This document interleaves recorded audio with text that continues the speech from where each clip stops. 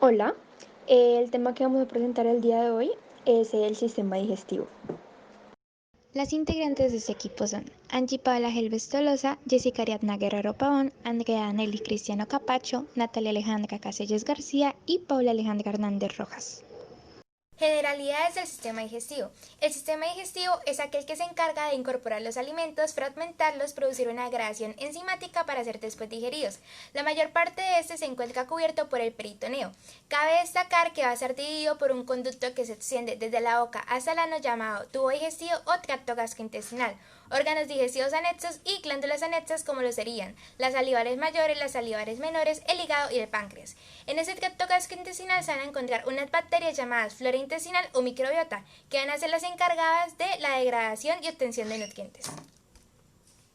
El tubo digestivo o tracto gastrointestinal tiene un recorrido que se encuentra en diferentes regiones del cuerpo, boca y parte de la faringe. El esófago desciende por el tórax y llega al abdomen donde se encuentra con el estómago. El intestino delgado en sus tres porciones, es decir, duodeno, yeyuno e ilion, y el intestino grueso dividido en ciego, colon y conducto anal. Sistema digestivo supradiafragmático. Bueno, boca y anexos. Entonces la cavidad oral tiene una pared anterior que serían los labios, pared laterales que serían las mejillas, una pared superior que sería el paladar duro y una pared posterior que sería el paladar blanco, es el mismo velo del paladar. Y una inferior que sería el piso de la boca. Seguimos con los anexos de la boca. Entonces están los dientes que con los alveolos dentarios y las encías. Es el aparato masticador que se mueve, es el que mueve la mandíbula, o sea, la articulación temporomandibular, y los músculos masticadores como el temporal, macetero, pterygoideo medial y el pterygoideo lateral. Está la lengua, que es el órgano del sentido del gusto, las glándulas salivales, las glándulas salivales mayores, que serían las parótidas, la parótida, que es la más voluminosa, y la saliva que esta secreta drena por el conducto parotidio a la cavidad oral.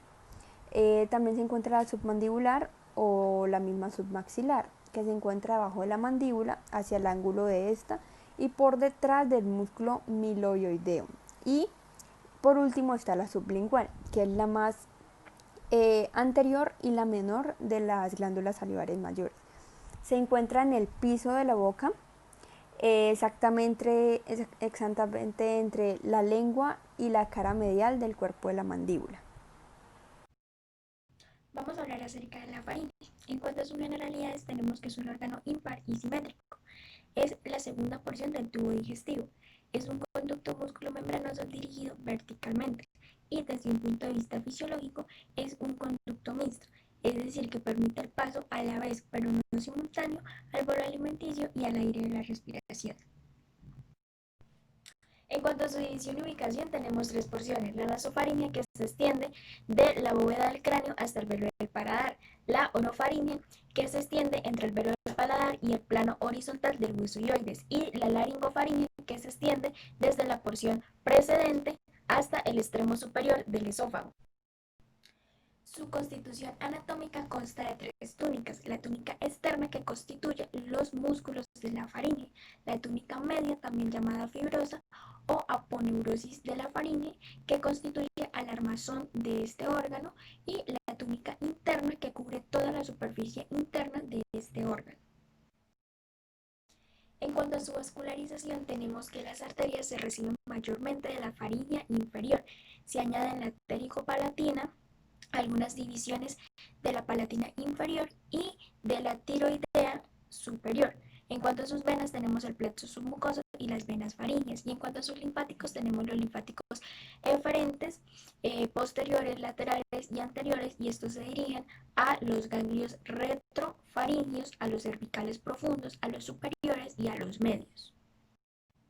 Y por último, su inervación está dada por los nervios neumogástrico, trigémino, glosofaringeo y la rama anterior del espinal.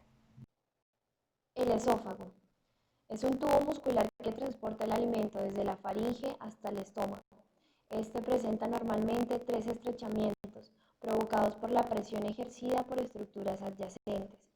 El estrechamiento cervical, también conocido como esfínter esofágico superior, Su inicio en la unión faringoesofágica provocada por el músculo cricofaringio. El estrechamiento torácico o broncoaórtico, provocado por el cruce del arco de la aorta y por el cruce del bronquio principal izquierdo. El estrechamiento frénico o diafragmático, provocado por el hiato esofágico del diafragma. Irrigación. Su irrigación cervical es de las arterias tiroideas superiores. Su irrigación torácica de la arteria traqueobronquial y ramas directas de la aorta. Su irrigación abdominal está dada por la arteria gástrica izquierda y la arteria frénica inferior izquierda. El drenaje venoso. Existe una red intramucosa y submucosa que tienen conexión entre sí. Las venas del tercio superior en la vena cava superior. Las del tercio medio drenan en la ácigos. Las del tercio inferior en la vena porta a través de las gástricas. Su fijación. El esófago está fijado por el ligamento frenoesofágico. Plexo esofágico, formado por los troncos vagales y los troncos simpáticos torácicos a través de los nervios esplánicos mayores o abdominopélvicos y los plexos periarteriales. El drenaje linfático. El tercio superior drena en los ganglios cervicales, en la porción intratorácica en los ganglios periesofágicos o ganglios mediastínicos posteriores, y la porción abdominal drenan en los nódulos linfáticos gástricos izquierdos. Ahora vamos a dar un breve vistazo a lo que serían los músculos fascias y aponeurosis de la pared abdominal. Estas van a cerrar la cavidad abdominal donde se van a distinguir los músculos longitudinales, que son el músculo recto del abdomen y el músculo piramidal, que se van a encargar de flexionar el tronco, comprimiendo vísceras abdominales y tensando la línea alba respectivamente. Y además vamos a encontrar los músculos anchos, donde encontraremos el oblicuo externo, interno y el transverso del abdomen, que se encargan de comprimir y sostener vísceras abdominales. Las fascias y aponeurosis son hojas gruesas y resistentes de tejido conectivo, que van a cubrir la cara de los diferentes músculos anchos. Aquí vamos a encontrar la fascia transversal, que es la más notable y tapiza la cara posterior del músculo recto del abdomen, y que además se compone de un haz inguinal o de Henle, que proviene de aponeurosis, un ligamento interfemolar o de Hesselbach, que sirven de refuerzo, y un tracto iliopúbico, que están paralelos al ligamento. En segundo lugar tendremos las aponeurosis posteriores, que son el músculo oblicuo interno y transverso del abdomen, las cuales se van a extender desde la fascia toracolumbar hasta la 11ª o 12ª costilla respectivamente. Y por último encontraremos la fascia toracolumbar, que envuelve el músculo efector de la columna. La pared abdominal también la podemos tomar como un punto de referencia, que es donde nos vamos a encontrar con los 4 cuadrantes y las 7 regiones abdominales, que nos servirán para ubicar anatómicamente órganos. Sistema digestivo infradiafragmático. Bueno, hablando del estómago, que también tenemos que es un órgano muy importante en el sistema digestivo, vamos a hablar de sus generalidades. Es la porción expandida del tubo digestivo y esta se va a encontrar entre el esófago y el intestino delgado. Tenemos que esta se va a especializar en la acumulación de los alimentos ingeridos y para su posterior digestión mediante sus procesos químicos. Una función muy importante que tiene es la digestión enzimática. Bueno, como podemos ver en la imagen, en la diapositiva, vemos las porciones del estómago. Encontramos que está el cardias, el fundus gástrico y la porción pilórica. También vemos que presenta 2 curvas, la curvatura menor, que es también llamada incisura angular, esta señala la unión del cuerpo y la porción pilórica del estómago. Y encontramos que también está la curvatura mayor, que forma lo que es el borde convexo, que es el más largo del estómago. Bueno, ahora hablando un poco de las relaciones del estómago, tenemos que anteriormente esta se va a relacionar con lo que es el diafragma, el lóbulo izquierdo del hígado y la pared anterior del abdomen. Posteriormente ya es con la bolsa omental y el páncreas, y inferior y lateralmente con el colon transverso. Ya tenemos que superior e inferiormente esta se va a encontrar relacionada con el lecho gástrico, que esta está formado por la cúpula izquierda del diafragma, el vaso, el riñón, la glándula suprarrenal izquierda, la arteria esplénica, el páncreas y el mesodermo transverso. Bueno, ahora hablando un poco de lo que es la vascularización, encontramos que las arterias provienen del tronco celíaco y sus ramas. A lo largo de la curvatura menor están las arterias gástricas derecha e izquierda, y ya sea por la curvatura mayor están lo que son las arterias gastroventrales, y finalmente está el fundus y la porción superior que reciben la sangre de las arterias gástricas cortas y de las arterias gástricas posterior. Bien, ahora hay que tener en cuenta que las venas gástricas izquierda y derecha van a drenar hacia la vena porta. ¿sí? Hepática, y las venas gástricas cortas van a drenar hacia la vena esplénica. Bien, los vasos linfáticos ya gástricos se van a drenar en la linfa en sus caras, ya sea posterior y anterior hacia las curvaturas. Tenemos que estas es donde se van a encontrar los nódulos linfáticos gástricos y gastroventrales. El duodeno es la porción inicial y más corta del intestino delgado, también la más ancha y fija. Inicia en el píloro y termina en la flexura o unión duodeno-yeyunal. La mayoría del duodeno está fijado por el peritoneo a estructuras de la pared posterior del abdomen. El duodeno se divide en 4 porciones. La primera es la porción superior, la segunda la porción descendente, la tercera la porción horizontal o inferior y la cuarta es la porción ascendente. La irrigación por los ramos pilóricos y los piloroduodenales, la arteria supraduodenal, la arteria duodeno-yeyunal y las arterias pancreático-duodenales. Su drenaje venoso está dado por las venas duodenales que acompañan a las arterias y drenan en la vena porta hepática y otras a través de las venas mesentéricas, superior y esplénica. El drenaje linfático. Los vasos linfáticos anteriores drenan en los nódulos linfáticos pancreatoduodenales y en los nódulos linfáticos pilóricos. Los vasos linfáticos posteriores drenan en los nódulos linfáticos mesentéricos superiores. Su inervación está dada por los nervios del duodeno que proceden del nervio vago y de los nervios esplánicos mayor y menor a través de los plexos celíaco y mesentérico. El hígado es la glándula secretora de bilis, es el órgano más voluminoso del organismo y tiene 2 vías de vascularización. Una es la arteria hepática y 2 es la vena porta hepática. La cápsula fibrosa del hígado de Gleason rodea por completo el hígado, es delgada y poco resistente. Su cara superficial se adhiere al peritoneo y su cara profunda envía tabiques conjuntivos entre los lóbulos y lobulillos.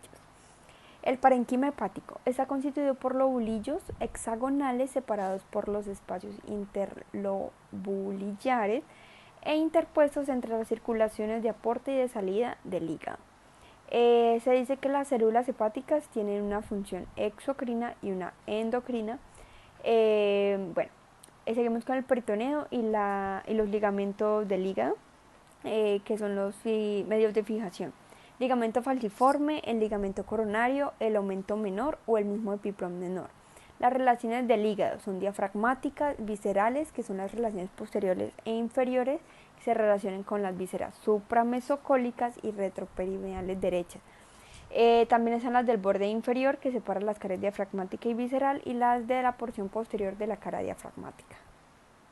Los vasos del hígado. Entonces están vasos de la raíz hepática. La sangre arterial que viene de la aorta entra a través de la arteria hepática propia. Y toda la sangre venosa de las vísceras abdominales entran por la vena porta, por la vena porta hepática, excepto la sangre que viene de las venas retroperineales. 2. La vena umbilical. Antes del nacimiento de esta vena umbilical lleva al hígado la sangre oxigenada procedente de la placenta. Luego del nacimiento, esta vena es ligada y deja de ser totalmente funcional. Las venas hepáticas y suprahepáticas llevan a la vena cava inferior la sangre venosa de los lóbulos hepáticos. Por último, los linfáticos del hígado se dividen en colectores superficiales y los colectores profundos. Seguimos con los nervios del hígado. Provienen del tronco vagal anterior, que serían los ramos hepáticos, y de la porción celíaca del plexo celíaco. Entonces está plexo anterior, plexo posterior y ramos hepáticos. Exploración clínica y anatomía de superficie. El hígado se puede palpar exactamente en el epigastrio. La matriz hepática ocupa toda la parte inferior del hemitórax derecho delante y asciende hasta la quinta costilla en expiración forzada. La existencia de capa de aire entre el hígado y el diafragma tiene nombre de neuroperitoneo. La hepatectomía total es incompatible con la vida, pero se puede privar al organismo de 2/3 de la glándula, porque ya el hígado se puede regenerar muy rápido. Exploración radiológica. El hígado es opaco ante los rayos X. El límite inferior del hígado no es visible. Dentro de estas está el neumoperitoneo artificial, esplenoportografía, cabografía, la arteriografía hepática, la inyección de un producto radiopaco, la tomografía computarizada y la resonancia magnética. Seguimos con la exploración instrumental, entonces sería la punción, la paroscopía, centellografía, ecografía, y la exploración funcional sería por vía abdominal y por vía tóraco-abdominal. Vamos a hablar de las vías biliares. Es importante saber que la bilis, para dirigirse del hígado al intestino, primero circula por los conductos biliares. Entonces, los conductos biliares se abren en la segunda porción del duodeno. Un poco por debajo de su origen, en la cara lateral derecha, se origina el conducto cístico, y este se divide en dos, en el conducto hepático, que está en la porción superior, y el conducto colédoco, que está en la porción inferior. Cuando hablamos del conducto hepático, es importante saber que su oclusión temporal determina trastornos graves y su oclusión definitiva ocasiona la muerte, y que consta de dos túnicas, una externa y una interna. El conducto colédoco es el resultado de la unión del conducto hepático y el conducto cístico, y este también consta de dos túnicas, una externa y una interna, y estos dos conductos constituyen la vía biliar principal. En cuanto a la vascularización e inervación de estos dos conductos, es prácticamente igual. Sus arterias proceden de la arteria hepática, sus venas van a parar a la vena porta, sus linfáticos desembocan en los ganglios del ilio y sus nervios proceden de los nervios del hígado. Conducto cístico. Este se extiende desde la vesícula al extremo inferior del conducto hepático, al que se une para formar el conducto colédoco. En cuanto a su vascularización e inervación, tenemos que las arterias son las arterias del conducto cístico. Las venas se abren indirectamente en el mismo tronco de la vena porta. Sus linfáticos se dirigen a los ganglios del ilio y sus nervios emanan del plexo hepático. La vesícula biliar es un receptáculo membranoso anexo al conducto excretorio de la bilis. Esta consta de una túnica mucosa y una túnica fibromuscular. En cuanto a su vascularización e inervación, tenemos que las arterias son las arterias de la rama derecha de la arteria hepática. Sus venas son superficiales y profundas. Sus linfáticos se condensan en 5 o 6 troncos y sus nervios proceden del plexo solar. El páncreas es un órgano profundo inaccesible a la palpación, que está oculto por detrás del estómago, adosado a la pared posterior del abdomen con una ubicación prevertebral. Es retrogástrico, alargado en sentido transversal y aplanado en sentido anteroposterior. Se relaciona además con las regiones supra e inferior-mesocólicas del abdomen. En el páncreas debemos destacar que es una glándula mixta, es decir, que va a tener una secreción interna y una externa. Su secreción interna va a estar vertida en la sangre, regulando el metabolismo por medio de hormonas tales como la insulina, el glucagón, la somatostatina y el polipeptido pancreático. Y va a tener una secreción externa que va a ser el jugo pancreático vertido en el duodeno.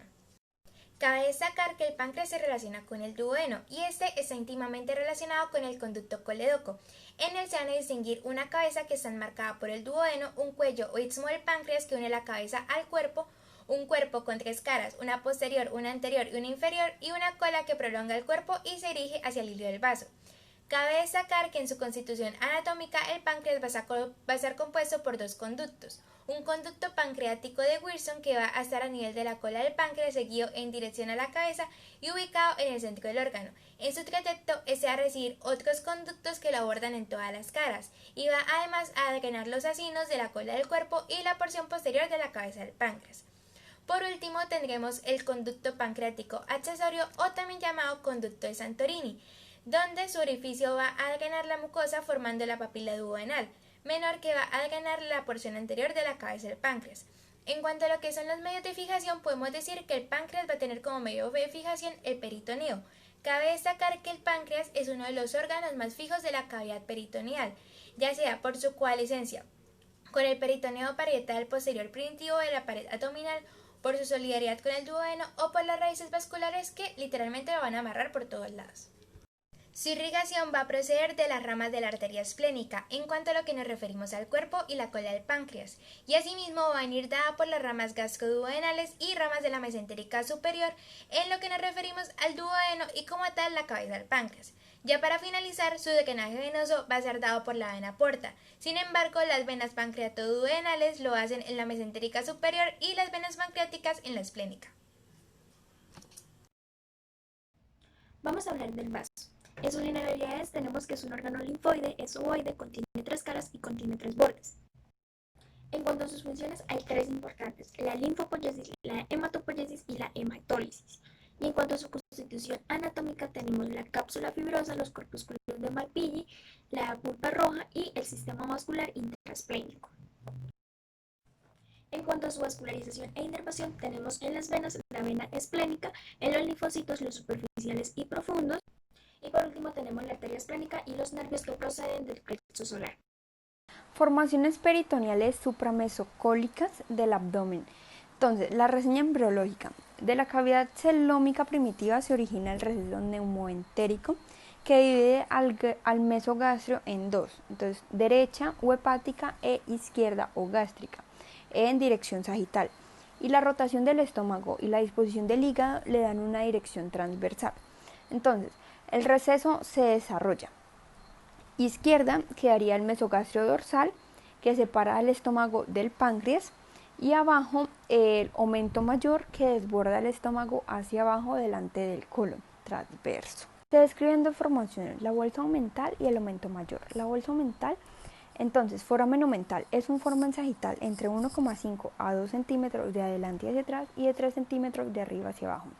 El vestíbulo se interpone entre el foramen omental a la derecha y el estrangulamiento que forman los pliegues hepatopancreáticos y hepatogástricos a la izquierda. Límite entre el vestíbulo y la bolsa omental. Por él se comunica el vestíbulo y la bolsa omental propiamente dicha. Entonces, la bolsa omental es la porción retrogástrica. Entonces, enteramente tapizada por el peritoneo como las formaciones precedentes. Se expanden a la izquierda desde el estrechamiento que forman los pliegues hepatopancreáticos y gastropancreáticos. Y en el ser vivo no se pueden explorar a través de la pared abdominal. El aumento mayor o el mismo epiplón mayor. Entonces, la descripción es que la forma es cuadrilátera y el espesor varía según los sujetos. Y la constitución anatómica está constituido por dos hojas peritoneales que encierran una capa adiposa. Las relaciones es el aumento mayor es anterior, superficial y está detrás de la pared anterior del abdomen. La vascularización e inervación. Las arterias son las ramas omentales. Las venas serían las gastroomentales, que son tributarias de la vena mesentérica superior y la vena esplénica. Los linfáticos siguen a las venas y los nervios, el aumento mayor recibe nervios por los plexos periarteriales que aseguran en particular la sensibilidad. Y en el ser vivo, el aumento mayor ejerce una acción de defensa contra las agresiones intraabdominales como infecciones, perforaciones y heridas. Intestino delgado, conformado por el duodeno, yeyuno e ilion. Es el lugar principal donde se absorben los nutrientes obtenidos de los materiales ingeridos. Se extiende desde el píloro hasta la unión iliocecal donde se une con el ciego, porción del intestino grueso. Ahora hablando un poco del intestino grueso, encontramos sus generalidades. Tenemos que acá va a ser el lugar donde se va a absorber el agua de los residuos no digeribles del quimo líquido, que lo van a convertir en heces que se van a almacenar en el momento de la defecación. También va a estar compuesto o formado por lo que es el ciego, el apéndice vermiforme, el colon, que está compuesto por el colon ascendente, transverso, descendente y sigmoide, el recto y el conducto anal. También va a estar compuesto por unas teñas de colon, que son bandas engrosadas de músculo liso, que van a estar constituidas, la mayor parte de músculo ya es longitudinal del intestino grueso. El ciego y el apéndice, tenemos que el ciego es la primera porción del intestino grueso que se continúa con el colon ascendente. Esta está situada en el CID, en la fosa ilíaca, inferior a la unión de la porción terminal del ilion y el ciego. Tenemos que el apéndice vermiforme es un divertículo intestinal ciego con una longitud aproximadamente de 6 a 10 centímetros de largo, que contiene masas de tejido linfoide. Esta también tiene un corto mesenterio triangular que se le conoce como el mesoapéndice. En cuanto a su vascularización arterial, tenemos que la vascularización arterial del ciego proviene de la arteria ileocólica y el apéndice vermiforme, que está irrigado por la arteria apendicular.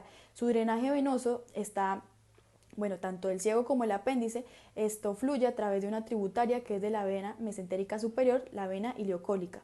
Y ahora su drenaje linfático pasa hacia los nódulos linfáticos del mesoapéndice y los nódulos linfáticos ileocólicos. Asimismo, los vasos linfáticos deferentes pasan hacia los nódulos linfáticos mesentéricos superiores. Ahora, hablando un poco de su inervación, esta proviene de los nervios ya sean simpáticos y parasimpáticos.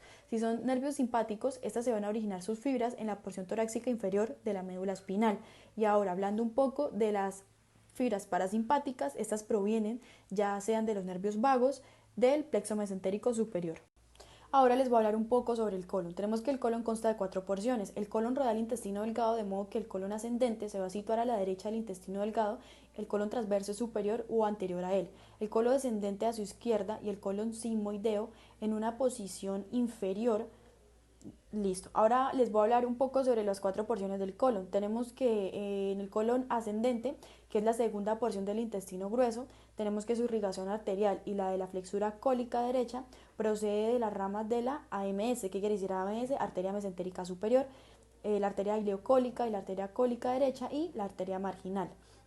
Si vamos a hablar un poco de su drenaje venoso, tenemos que su drenaje venoso fluye por la vena ileocólica y la vena cólica derecha, tributarias de la vena mesentérica superior. Ahora hablando un poco de lo que es su drenaje linfático, que es muy importante, tenemos que estos van a desembocar hacia los nódulos linfáticos epicólicos y paracólicos, para luego dirigirse hacia los nódulos linfáticos cólicos derechos, intermedio, y de estos hacia los nódulos mesentéricos superiores.